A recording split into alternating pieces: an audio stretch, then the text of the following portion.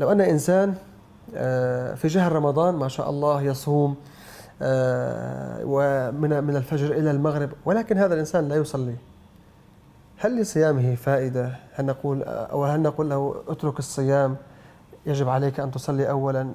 ما الحال في مثل هذا الشخص، هذا المثال؟ تارك الصلاة على خطر عظيم، وتارك لواجب من أعظم الواجبات في الدين، هادم لركن من أركان الدين. النبي صلى الله عليه وآله وسلم قال لنا: بني الإسلام على 5، وذكر بعد الشهادتين الصلاة، فهي من أعظم وأجل العبادات وأجل الأركان. والصلاة صلة بين العبد وربه، إذا قطع العبد صلته بالله تبارك وتعالى الذي يطعمه ويسقيه ويسوق إليه الهواء والنعم، الذي يتحرك قلبه بقدرة الله ومعدته تتحرك بقدرة الله، سمعه، بصره، يده، كل نعمه التي يتنعم بها هي من الله تبارك. كيف يجرؤ العبد على أن يقطع هذه الصلة العظيمة التي بينه وبين الله؟ كيف يفرط في هذه النعمة العظيمة؟ الصلاة لا ينتفع الله تعالى بها، الله تعالى غني عن صلاتنا وصيامنا، غني عنا.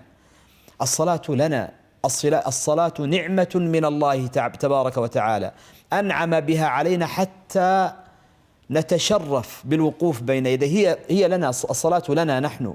فكيف يفرط المسلم في هذا الركن العظيم؟ لكن مع عظم هذه الصلاة إلا أنها ليست شرطا في قبول الصيام.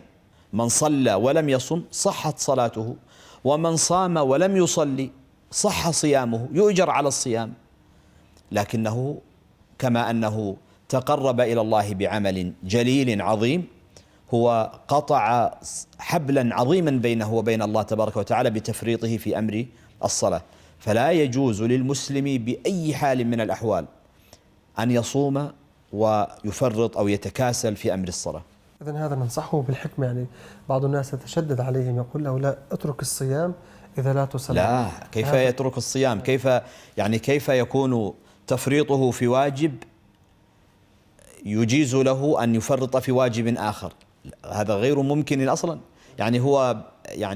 عندنا واجبان، استطاع أن يقوم بواحد وقصر أو فرط أو أذنب في الثاني، نقول له اترك الواجبين؟ هذا يقول به عاقل؟ لا يجوز هذا.